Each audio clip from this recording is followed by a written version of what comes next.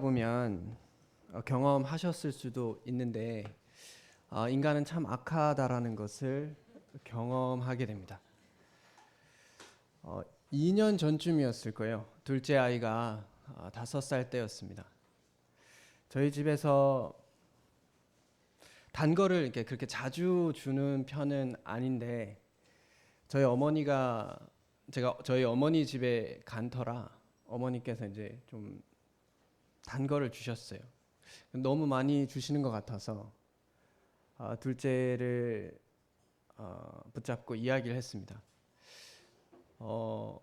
이거 오늘 이 단 거 먹는 거 한 번만 더 보면 아빠한테 혼나? 라고 이야기를 했어요.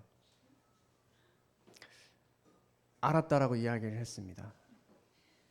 근데 얼마 후에 애가 안 보이는 거예요. 그래서 애를 찾다가 닫혀진 방문이 보였어요. 그래서 방문을 열고 들어가니 아니나 다를까 단 걸 먹고 있었어요. 그래서 제가 둘째에게 너 아빠가 단 거 먹는 거 한 번만 더 보면 혼난다 했잖아. 근데 아이가 울먹이면서 하는 말이 그러니까 안 보이는 데서 먹었잖아. 뭐가 문제야? 라고 이야기를 했어요. 그때 웃으면 지는 거잖아요. 그때 너무 웃긴데 애 앞에서 웃는 순간 이게 지는 것 같아서 아이를 키우다 보면 약간 그 아이들이 이제 예화의 보고 같다라는 느낌이 들 때가 있어요. 아이들과의 삶 속에 하나님께서 가르치는 많은 일들이 있습니다. 왜 아이가 그렇게 이야기했는지를 생각을 해보면 결국 자기 딴에 아버지의 말은 들어야 되고 그러나 자기의 욕망은 또 충족해야 하고 그 중간 지점을 자기 나름대로 찾은 겁니다. 우리 인생이 그렇다라는 생각을 많이 하게 돼요. 하나님 말씀은 이런데 내 욕망도 채워야 되거든요. 그러니까 삶이 복잡해집니다. 그냥 하지 말라 하면 안 하면 되는데 그 안에서 그래 겉으로는 안 하지만 결국 내가 추구하는 거는 이루는 삶 그렇게 살려고 하다 보면 삶이 굉장히 복잡해져요. 이것저것 다. 그러니까 머리 아프고 그리고 삶이 혼란스럽고 그리고 마음에 평안이 없을 때가 있습니다. 그것의 이유는 결국 내 욕망과 내 자기 중심성이 내 삶 가운데 모든 사람에게 이 어린 아이에게도 그대로 남아있기 때문에 그렇습니다. 그래서 결국은 우리가 어제 이야기했듯이 우리가 불행한 이유가 뭘까라고 생각을 해보면 결국 삶 속에 나의 중심으로 살아가고 내 중심으로 살아가는 사람들과 함께 살아가다 보니 그 안에 불행이 있을 수밖에 없거든요. 그러면 그 반대가 뭘까 생각을 해보면 간단합니다.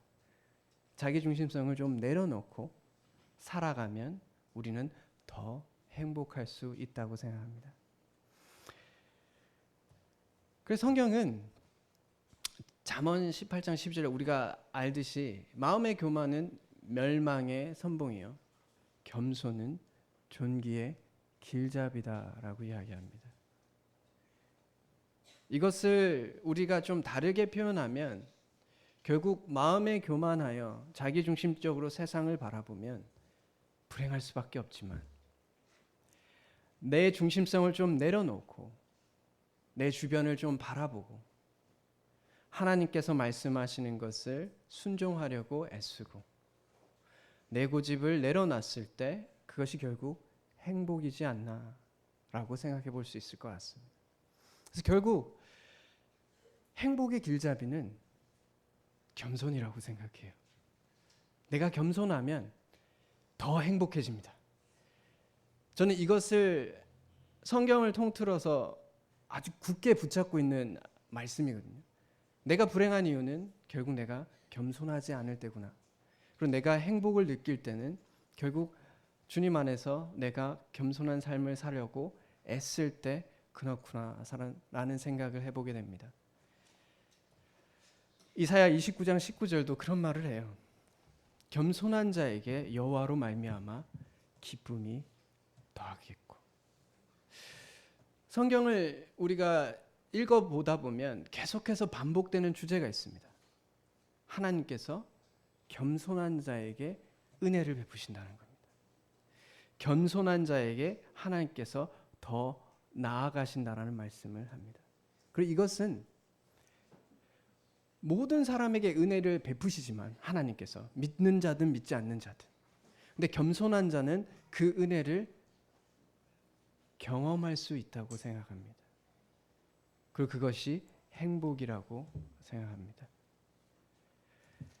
겸손에 대해서 가장 직접적이고 또한 분명하게 말씀하시는 구절이 성경 문단이 있습니다. 빌립보서 2장 1절에서 11절 말씀입니다. 이 말씀을 통해서 우리가 행복하기 위해서 산다라고 할 때, 그리고 그 행복이 하나님으로부터 오는 행복이라고 했을 때, 겸손할 때 우리가 행복하다면 과연 겸손이 무엇이고, 그리고 그 겸손이 우리의 삶 속에 적용될 때 정말 어떤 모습으로 나타나는지에 대해서 말씀을 통해 깨달아 우리의 삶에 적용할 수 있었으면 좋겠습니다. 한 절씩 교독하기를 원합니다.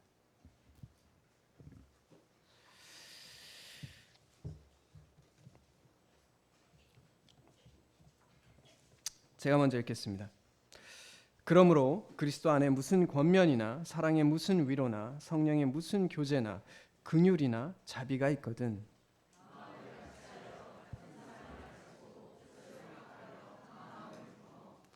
아무 일에든지 다툼이나 허영으로 하지 말고 오직 겸손한 마음으로 각각 자기보다 남을 낮게 여기고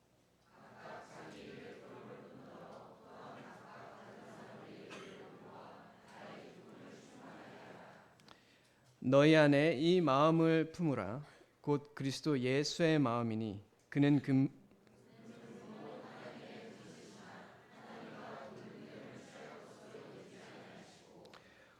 오히려 자기를 비워 종의 형체를 가지사 사람들과 같이 되셨고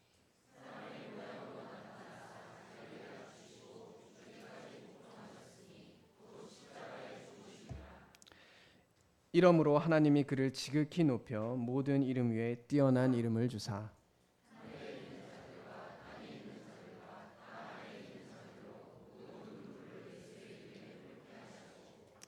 모든 입으로 예수 그리스도를 주라 시인하여 하나님 아버지께 영광을 돌리게 하셨느니라. 아멘.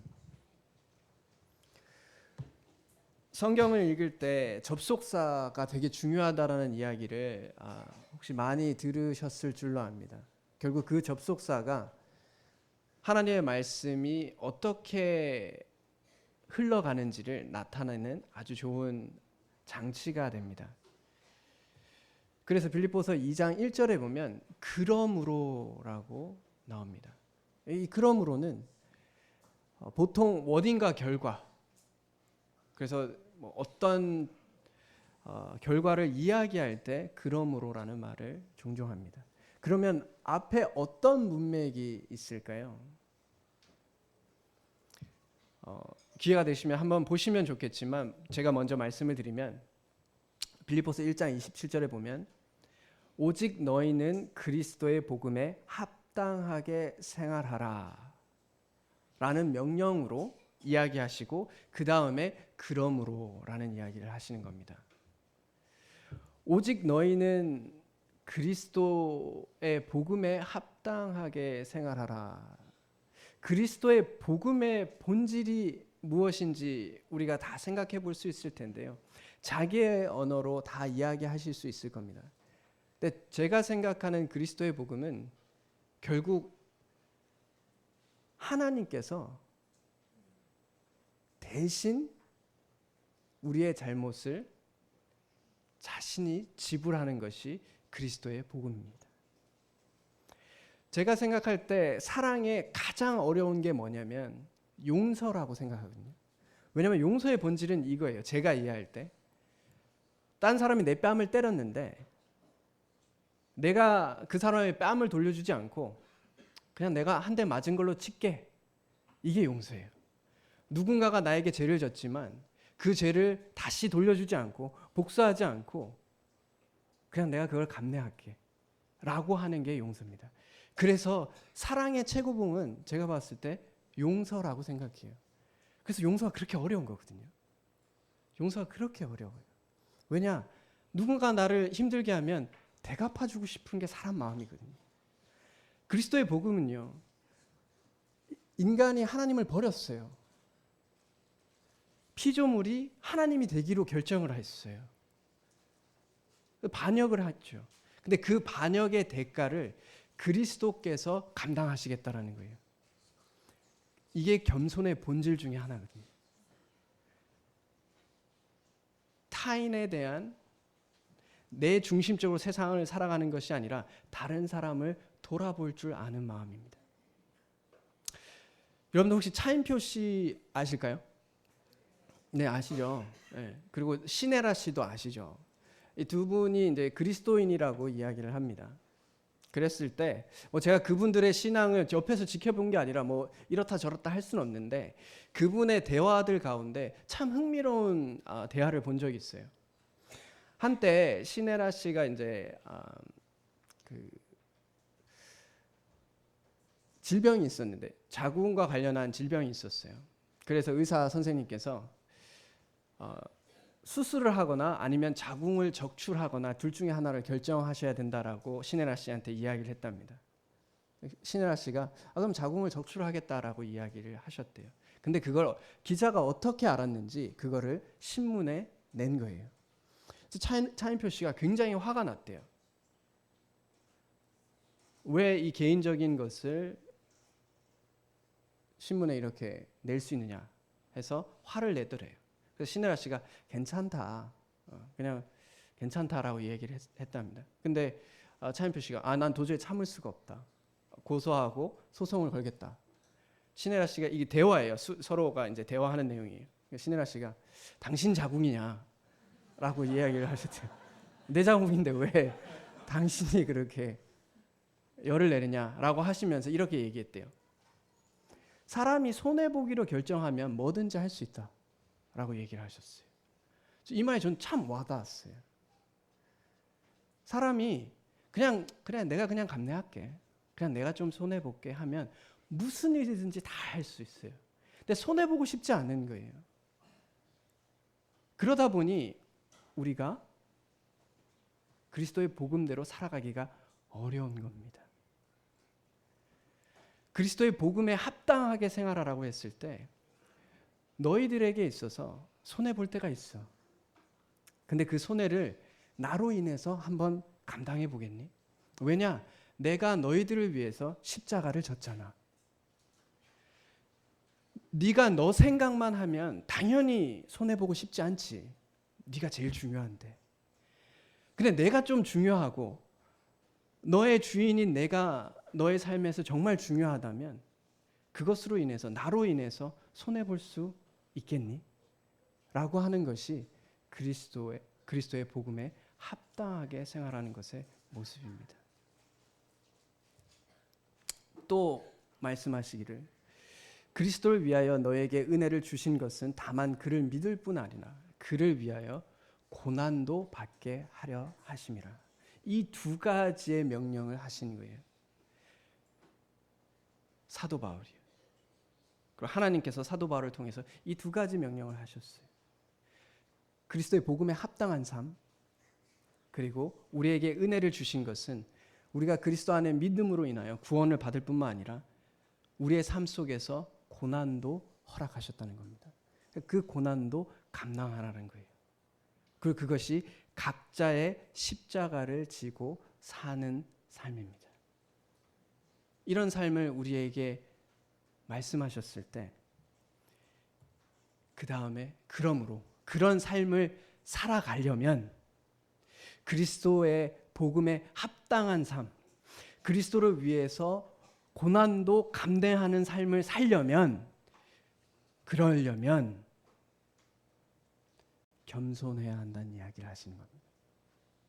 그래서 무슨 권면이나 위로나 교제나 긍휼이나 자비가 있거든요. 이 말은 하나님 안에서 우리가 서로를 위해서 할 무언가가 있다면, 그래서 가장 짜내고 이야기한 것이 우리가 겸손해야 한다라는 말씀을 하고 계십니다. 그래서 빌립보서 5절에서 8절에 예수 그리스도의 모습을 통해서 겸손의 의미가 무엇인지, 겸손의 정의가 무엇인지 분명하게 이야기해 주세요. 그리스도 예수의 마음이 겸손한 마음인데요. 그 마음은 예수님이 하나님이신데 내가 하나님으로서 누릴 것을 잠시 비워두고 종의 형체를 가져서 자기를 낮추시고 내가 손해보는 삶을 살겠다는 겁니다. 그래서 십자가에서 죽으셨죠. 겸손은 그런 겁니다. 나를 생각하기보다 남을 생각해 보는 거예요. C.S. 루이스라는 분께서 겸손에 대해서 아주 통찰력 있게 정의 내리셨어요. 겸손이란 자기 자신을 비천하게 생각하는 것이 아니라 자기 자신을 덜 생각하는 것입니다. 그리고 자기 자신을 덜 생각해야지 우리는 행복해집니다. 이게 참 모순처럼 보여지는데요. 나의 욕망과 나의 욕심과 나의 자랑을 생각하면 생각할수록 모순적이게도 불행해집니다. 그런데 나에 대한 생각을 덜하면 덜할수록 우리는 행복해져요. 특히 하나님을 통해서 그것이 이루어지는 것을 발견하게 됩니다. 그래서 겸손은 우리 자신에 대하여, 우리의 욕망에 대하여 잠시 내려놓고 다른 사람의 욕망과 다른 사람의 필요와 다른 사람의 욕구를 한번 생각해 보는 것이고, 내가 소중하면 다른 사람도 소중하다는 것을 받아들이는 것입니다. 사람들이 겸손을 불편해하는 이유는 겸손이 마치 호구가 되는 것이라고 생각하기 때문에 그렇습니다. 겸손하면 모든 걸 다 내려주고 마치 바보처럼 살아야 되는 것을 겸손이라고 생각합니다. 그렇지 않습니다. 겸손은요, 타인을 먼저 생각하기 때문에 누군가가 나에게 악을 행했을 때 그 사람에게 악을 멈춰주는 것도 겸손입니다. 누군가가 무례하게 행동할 때 그 무례하게 행동하는 것을 멈춰주는 것도 겸손이에요. 오히려 우리가 누군가가 우리에게 무례하게 대할 때, 아무 말 못할 때 그 마음의 깊이를 들여다보면 이런 두려움이 있거든요. 저 사람이 나를 미워하면 어떨까? 저 사람이 나를 싫어하면 어떡하지? 그래서 그게 두려워서 아무 말 못할 때가 있어요. 그게 겸손한 것처럼 보이지만 그건 겸손이 아닙니다. 진정한 의미의 겸손은 저 사람이 나를 미워할 수도 있고 나에게 어떤 싫어함을 표현할 수도 있지만 그 사람이 좀 더 나은 사람으로 나아가거나 그 사람의 삶 속에서 죄가 멀어지게 하기 위해서 그것을 사랑으로 이야기해주고 멈춰주고, 그것 또한 겸손의 모습입니다. 그래서 그런 겸손을 우리의 삶 속에서 살아가는 것이 우리에게 주님 안에서 주님의 일을 행하고 그러므로 그 안에서 행복을 누릴 수 있다고 생각합니다. 그럼 이제 사도 바울이 그 겸손의 모습이 적용되어졌을 때 어떤 모습이 나타나는지 2절부터 이야기합니다. 마음을 같이 하고 같은 사랑을 가지고 뜻을 합하게 되고 한 마음을 품게 돼요. 우리가 1교시 때 인간의 행복에 있어서 관계라는 건 굉장히 중요하다라고 이야기했어요. 겸손이 우리의 삶에서 적용되잖아요. 같이 갈 수 있습니다. 사람들이요. 공동체가요, 건강해질 수 있어요. 공동체가 한 마음이 될 수 있고요. 같은 목표를 바라볼 수 있고요. 그리고 그것을 통해서 같은 사랑을 품고 살아갈 수 있습니다. 그런데 우리 가운데 이런 겸손이 없으면 다 각자의 길을 가게 되고 다른 사랑을 품게 되고요. 흩어져서 다른 마음을 품게 됩니다. 그러면 그 공동체는 건강할 수가 없어요. 겸손은 사람과의 관계가 함께 조화롭게 이루어질 수 있는 본질적인 덕목입니다. 이 겸손이 없이는 부부관계도 같이 갈 수가 없어요. 내 욕구만 주장하면 어떻게 같이 갑니까? 300명의 사람이 있을 때 각자가 다 내가 원하는 걸 추구하게 되면 300개의 욕구가 있어요. 하나가 다 되지 못하죠. 그러나 300명이 있어도 다 너의 욕구에 대해서 생각하기 시작하면 하나로 맞춰지기 시작합니다. 하나님의 뜻을 생각하게 되면 맞춰지게 돼요. 서대문 교회 성도님께서 모두가, 그리고 대구 중부교회 성도인 저도, 우리 교회가 하나님의 건강한 공동체로서 각자의 교회가 있기를 간절히 원하실 겁니다. 그리고 그것이 행복일 줄로 믿어요. 근데 그러기 위해서 우리는 겸손을 품어야 합니다. 겸손과 다른 모습을 이야기할 때 3절에 이렇게 이야기합니다. 겸손이 않은 모습이 나타날 때 다툼이 일어난다라고 얘기해요. 아무 일에든지 다툼으로. 여기서 말하는 다툼이라는 헬라어로 당파, 이기적인 경쟁, 분열을 야기하는 행동, 자기 이익을 위해서 싸우는 그런 의미의 다툼의 원어적 의미를 가지고 있습니다. 결국 사사로움에 대한 이야기입니다. 사사로움. 각자가 자기의 욕망대로 자기의 뜻을 주장하기 위해서 살아가는 겁니다. 이제 신앙생활을 해오면서 흥미로운 현상을 볼 때가 있어요. 어떤 분이 이제 교회 안에서 어떤 일이 일어나요. 꼭 입을 떼야 직성이 풀리시는 분들이 계세요. 이 일이 어떻다, 이 일이 저떻다라는 이야기를 꼭 하고 싶은 분들이 흥미롭게도 꼭 계셔요. 그리고 그 이야기들을 통해서 자신의 욕망, 자신의 생각과 마음을 표현해야 마음이 풀리는 경우가 있을 수 있어요. 근데 그게 모든 성도님들이 그러면 어떻게 될까요? 네, 다투게 되죠. 다투게 됩니다. 결국 힘싸움을 해야 되거든요. 그러니까 서로 다투면 이겨야 되잖아요. 내 생각이 맞나, 너의 생각이 맞나. 싸우기 시작해야 돼요. 그러면 싸우면 어떻게 돼요? 이길 때까지 가죠. 그러면 어려워지는 겁니다.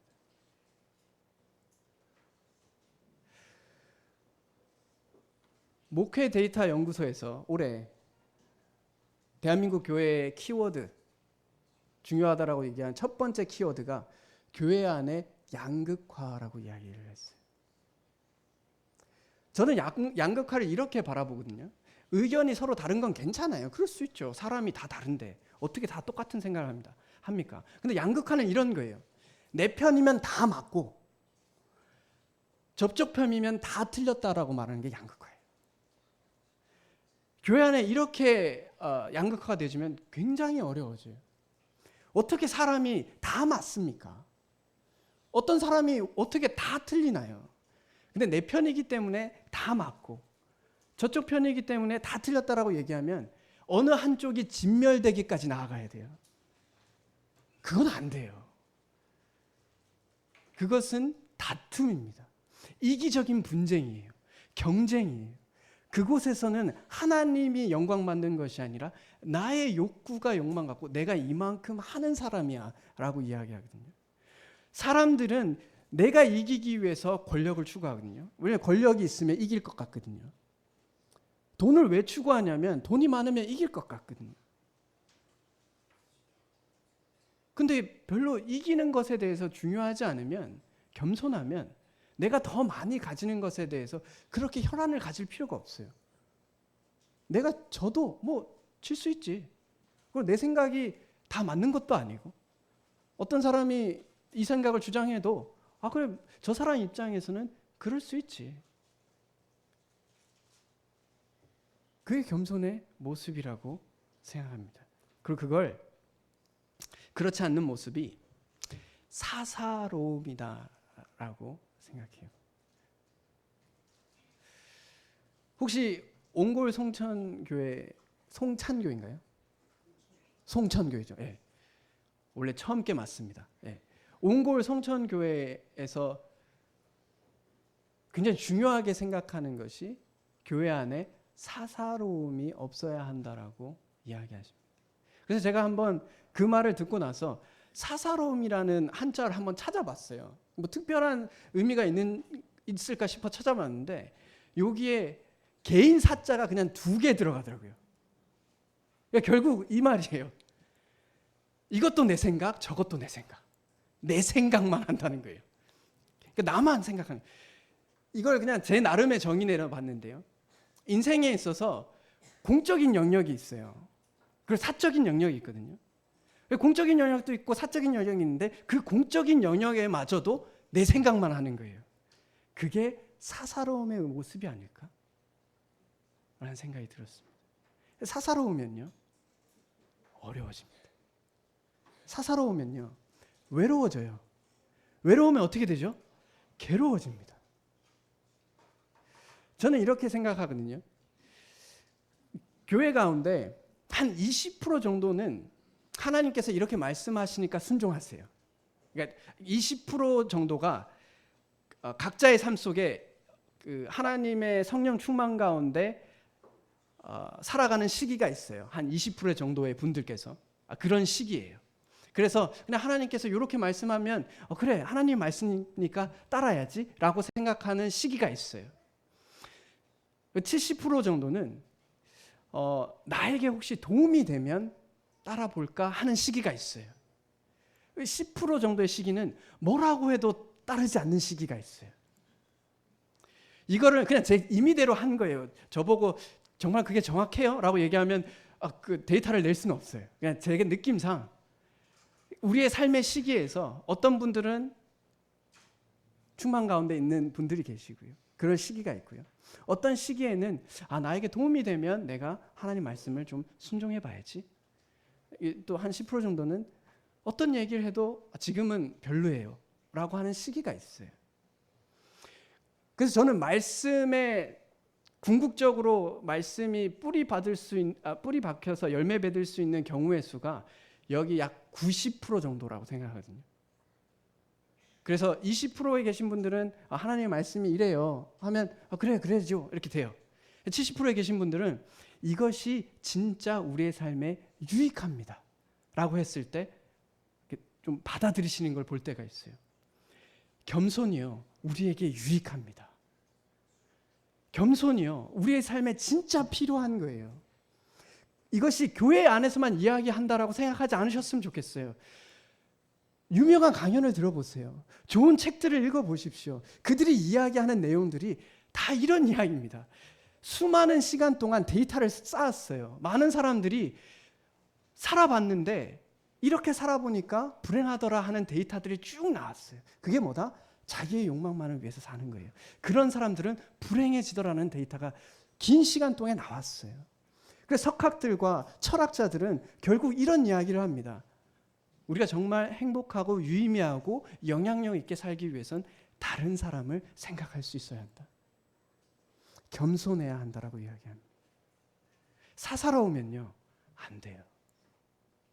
사사로우면요, 사람들이 여러분과 함께하지 않을 겁니다. 그러면 불행해져요. 두 번째 겸손과 또 다른 모습은 허영인데요. 여기서 허영은 헬라어 원어로 보면 헛된 영광이라는 뜻이에요. 헛된 영광. 근거 없는 자만, 자기 과시, 헛된 명예욕이라는 관점이에요. 교회 안에서 헛된 명예욕 혹은 헛된 자기과시 이런 게 어떤 모습일 수 있을까 생각을 해보면요. 제가 이제 그 유혹받는 부분 중에 하나인데요. 이제 사역을 하다 보면 그리고 이제 교회 안에서 있다 보면 또 여러 분들이 계시기 때문에 이 공동체 안에서 돋보이기를 원합니다. 이 공적인 영역에서 내가 이만큼 한다. 내가 난데. 약간 이런 느낌이 있습니다. 제가 그런 유혹을 받아요. 사역자이기 때문에 내가 하는 일들이나 제가 하는 이제 사역들에 대해서 내가 이만큼 이뤘고 내가 이만큼 이 공적인 영역에 희생하고 열심이다라는 것을 티 안 나게 보여주고 싶어요. 티가 나면 좀 그렇거든요. 티 나면 좀 그렇잖아요. 티 안 나게 드러나길 원해요. 그런 욕구가 제 안에 있거든요. 결국 공적인 영역 안에서 내가 돋보이기를 원하는 겁니다. 그런 모습은 그냥 제가 마음대로 그냥 정의 내린 거예요. 공공로움이라고 생각해요. 원래 이제 공공기관 할 때 이 한자 아니에요. 그 뒤에 한자는 함께 공자예요. 근데 그냥 제가 만든 거예요. 공적인 영역. 내 사적인 영역을 갈아 넣어서 내 사적인 영역이 어떤 되든지 간에 어떻게 되든 간에 나의 가정이 어떻게 되든 간에 나의 공적인 영역에서 내가 얼마나 위대한 사람인지 드러내고 싶은 거예요. 근데 사역자들이요. 의외로 이런 욕망에 휩쓸릴 때가 많아요. 그래서 성경은요. 이렇게 얘기합니다. 오직 겸손한 마음으로 자기보다 남을 낮게 여기고 자기 일을 돌볼 뿐더러 다른 사람들의 일을 돌보라고 얘기해요. 공과 사의 균형을 이야기합니다. 내 자신도 나 자신도 돌봐야 돼요. 그러나 타인도 돌보죠. 그리고 내가 소중한 것처럼 다른 사람도 돌보라고 이야기합니다.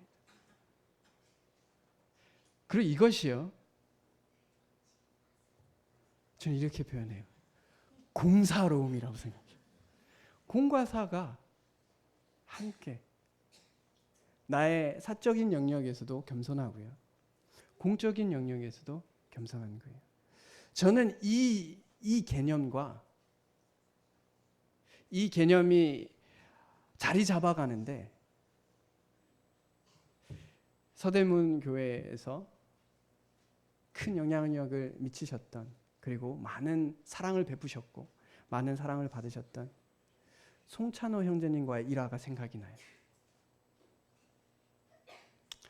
제가 한국에 와서 2015년이었어요. 영남 장로 수양회가 있었습니다. 문경에서요. 문경은 뭐가 유명하죠? 사과도 유명합니다. 그렇지만 온천도 유명하거든요. 네, 문경 온천이라고 있어요. 안 유명하군요. 네, 원래 이제 그렇습니다. 네, 그래서 온천에 이제 장로님들께서 이제 그 말씀도 듣고 하고 이제 그 여가 시간에 이제 온천을 다 같이 갔어요. 그때 이제 송찬호 형제님도 같이 계셨거든요. 탕에 들어가서 형제님하고 저하고 이제 같이 이제 탕 안에 이제 앉아 있었어요. 지금도 그때가 연상이 되거든요. 여러분들은 굳이 연상하실 필요는 없어요. 네. 같이 앉아 있는데 형제님이 이렇게 이야기하셨어요. 형제, 워딩이 그대로예요. 형제, 교회는 망해도 가정은 망하면 안 돼.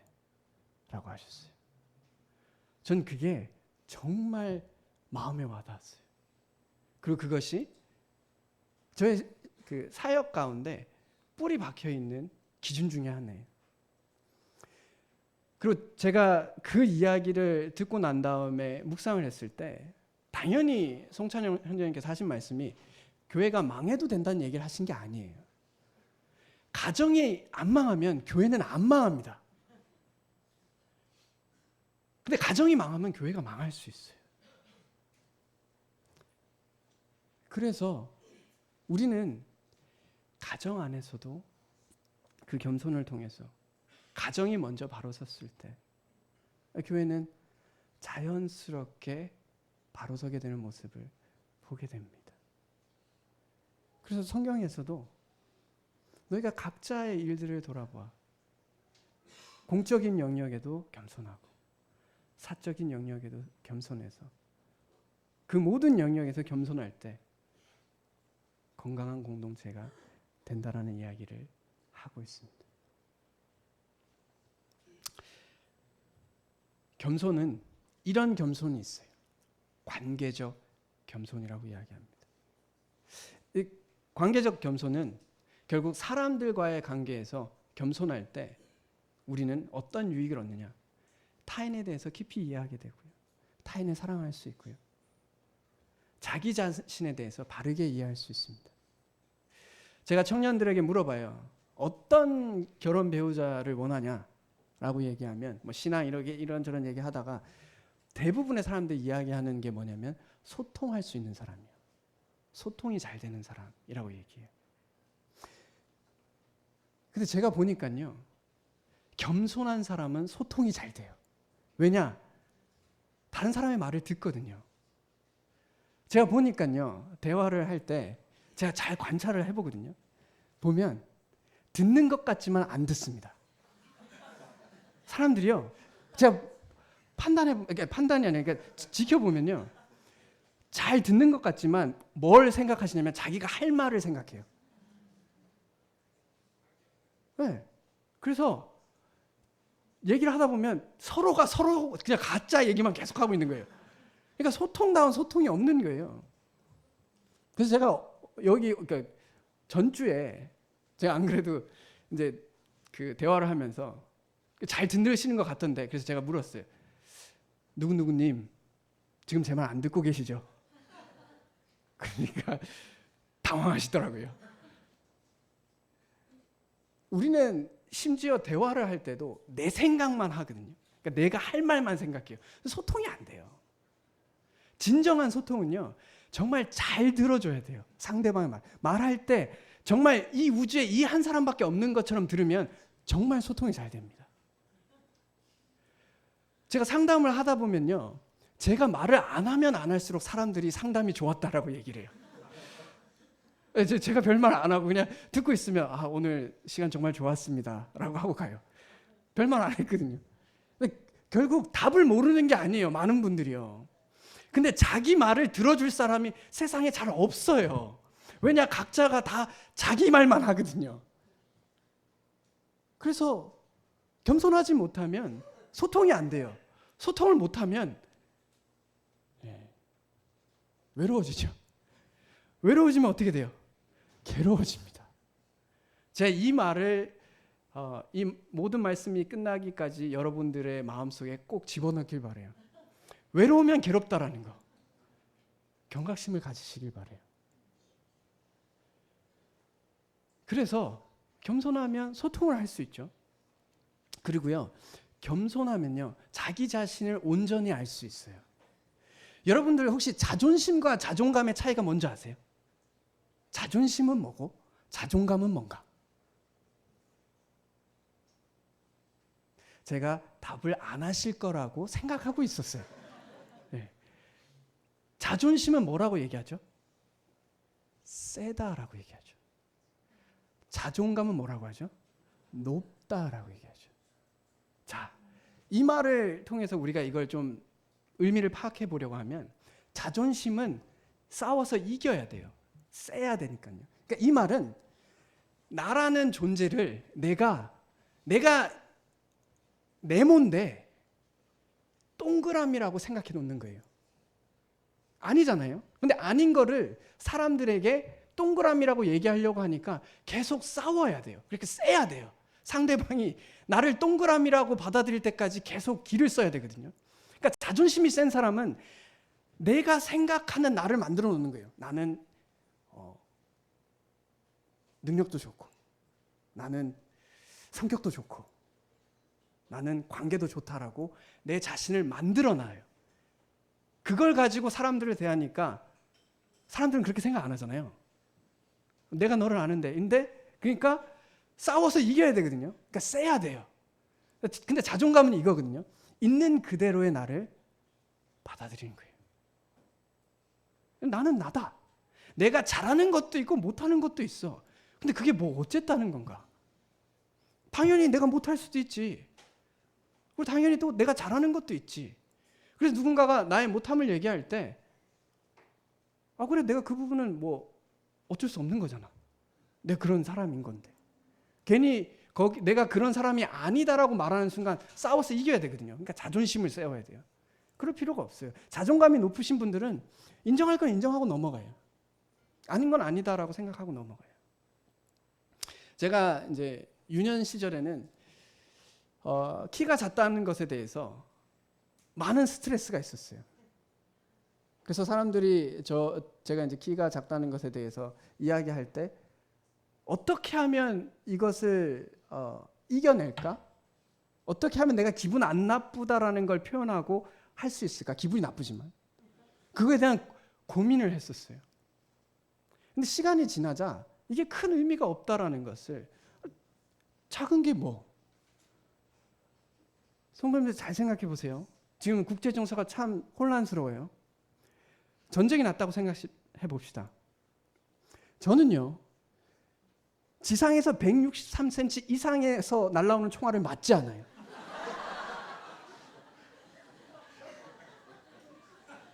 생존 확률이 상당히 높아집니다. 아니, 그렇잖아요. 키가 작다는 것은 이런 장점도 있고 저런 장점도 있어요. 나중에 전쟁에서 났을 때 굉장히 가슴 아파하실걸요? 저는 되게 마음 편할 수 있잖아요. 이게 되게 마음이 편해졌어요. 이것에 대해서, 그러니까 내가 자존심을 부리지 않게 됐다라는 것이 저한테는 큰 기쁨이었어요. 왜냐? 이게 진정한 자유잖아요.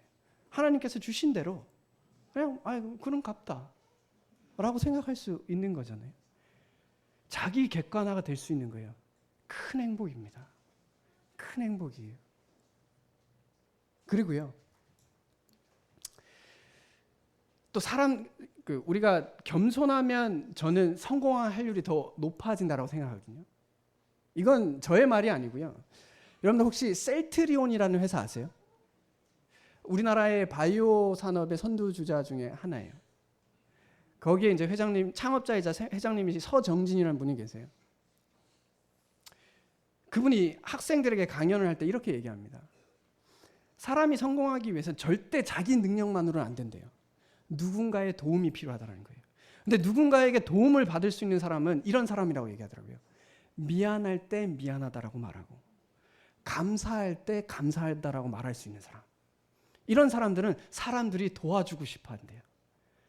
근데 미안할 때 미안하다고 말 안 하고요. 감사할 때 감사하다라고 말하지 않는 사람, 즉 겸손하지 않는 사람들은 사람들이 별로 안 도와주고 싶어 한다는 거예요.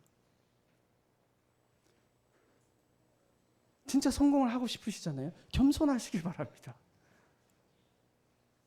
겸손할 때 사람들이 도와주고 싶어 해요. 그래서 저는 이걸 줄여서 미미감감이라고 하는데요. 미안할 때 미안하다라고 말하는 사람, 감사할 때 감사하다라고 말하는 사람. 이 미미감감 쉬운 것 같지만 생각보다 어렵습니다. 많은 사람들이 이 미미감감이 안 돼서 관계가 힘들어져요. 그래서 겸손하시길 바래요. 저도 겸손하려고 계속해서 애쓸 거라고 생각합니다. 그래서 모든 겸손과 온유로 서로 용납하고 사랑하라라고 말씀하십니다. 지적인 겸손이 있어요. 결국 내 생각이 틀릴 수 있다는 걸 받아들이는 겸손이에요. 이거 굉장히 중요한데요. 혹시 더닝크루거 효과라고 혹시 들어보셨을까요? 이것은 코넬 대학교, 미국의 코넬 대학교 1999년에 발표한 어떤 이론인데요. 사람은요, 이 그래프를 좀 보시면요, 밑변이 이게 아랫변이 지식이에요. 종변이 자신감입니다. 요걸 이제 분석하면 아는 게 없을 때 어떻게 된다? 자신감이 넘치는 거예요. 근데 알면 알수록 내가 모른다라는 것이 깨닫게 돼요. 그래서 자신감이 뚝 떨어져요.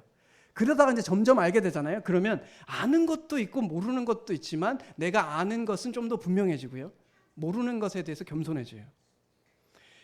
이것이 우리에게 정말 중요합니다. 책을 한 권만 읽잖아요. 정말 무섭습니다. 그 책 한 권이 세상의 전부라고 생각하거든요. 그래서 그 책에서 얘기한 걸로 사람에게 막 말하기 시작해요. 자신감이 넘쳐나거든요. 그러면 어떻게 되냐면 바른 분별을 하지 못하게 돼요. 틀린 분별을 하게 되면 어떻게 된다? 잘못된 선택을 하게 되고, 잘못된 선택을 하면 나의 삶에 어려움이 생기기 시작해요. 그래서 지적으로 겸손해야 합니다. 그래서 스스로 지혜롭게 여기는 자가 미련한 자보다 더 어렵다라는 이야기를 합니다. 세 번째는 영적인 겸손이죠. 하나님 앞에 겸손할 수 있어야 합니다. 그랬을 때 우리는 하나님으로 인해서 행복을 누릴 수 있죠. 내가 뭐가 없어도, 무화과 나무가 없어도, 포도나무가 없어도, 소의 외양간에 소가 없어도 주님으로 인해서 기뻐할 수 있게 됩니다. 그것이 영적인 겸손입니다. 그리고 빌립보서 2장 9절에서 11절에서 이야기하는 것은 결국 겸손의 보상에 대해서 이야기합니다. 이러므로 하나님이 그를 지극히 높였다라고 해요. 예수님께서 자기 자신을 위해서 산 것이 아니라 타인을 위해서 살았을 때 하나님께서 예수 그리스도를 생각하신다는 거예요. 이것이 우리가 이 땅에서 겸손할 수 있는 이유입니다. 우리가 하나님과 타인을 생각하잖아요. 그럼 하나님이 우리를 생각하시겠다라고 얘기해요. 그래서 보상하시겠다는 겁니다. 우리가 이것을 믿기 때문에 우리는 겸손할 수 있어요. 내 욕망을 추구할 마음이 들어도요, 나에 대한 것은 하나님께서 책임지시겠지. 나는 나보다 다른 사람을 먼저 생각해 봐야지 라고 할 때 진정한 행복을 누린다고 생각합니다. 그래서 이 땅에서의 삶은 그게 고난도 있고요, 고통도 있을 수 있습니다. 그리고 이것이 상상도 할 수 없는 고통일 수도 있어요. 우리의 삶에서요. 그리스도 안에 있을지라도요. 근데 그것에 대해서 하나님께서 생각하고 계시다는 겁니다. 우리가 하나님과 이웃을 생각하며 섬기는 동안, 그것을 감당하는 동안 그분께서 우리를 섬기고 계시고 그분께서 우리에게 주실 상을 계산하고 계시다는 겁니다. 그래서 우리가 그 길을 계속해서 갈 수 있는 겁니다. 기독교의 첫째 덕은 겸손이요, 둘째도 겸손이요, 셋째도 겸손이다라고 어거스틴이 말했습니다. 아멘이 돼요. 모든 신령한 복은요, 이 겸손이라는 통로를 통해서 온다라고 생각합니다.